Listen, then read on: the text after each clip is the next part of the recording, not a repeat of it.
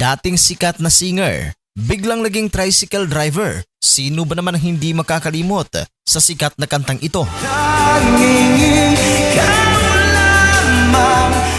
Noong 2006, niyanig ng isang Cebuano singer ang buong Pilipinas. Mula sa pagiging prom de guwapo ng Pinoy Dream Academy o PDA, naging boses siya ng mga sawi sa pag-ibig dahil sa hit song niyang Hiling. Pero bakit sa gitna ng kanyang kasikatan, bigla siyang nawala? Ano ang madilim na kontrobersyang muntik na sumira sa kanyang buhay? Alamin natin ang totoong kwento ni J.R. Shabok.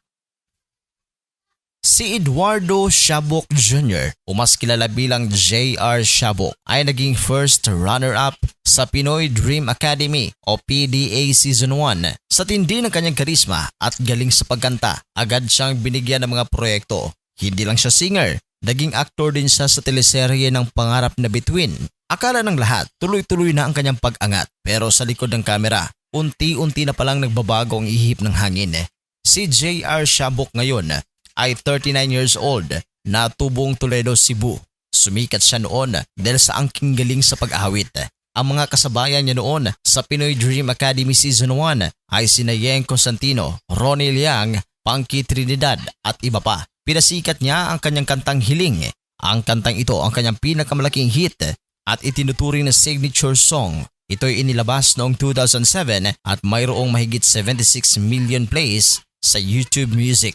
Kilala rin ang kanyang kanta na May Tama Rin Ako na isang popular na ballad na bahagi ng kanyang debut album noong 2007. Dahil siya ay mula sa Cebu, malaki rin ang kontribusyon niya sa Bisaya music scene, ang kantang Ikaw Ra, Inday, Dahil Mahal Kita at Naglibog. Sa kabila ng kanyang exposure noon sa showbiz, biglang nagbago ang lahat.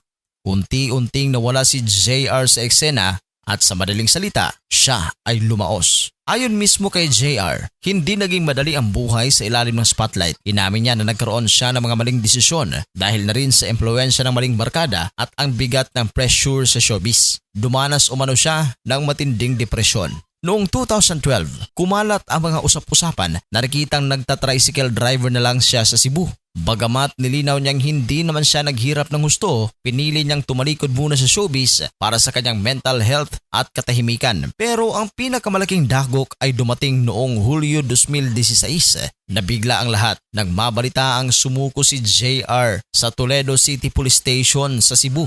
Bakit? Dahil nalaman niyang kabilang ang kanyang pangalan sa drug watch list ng mga otoridad.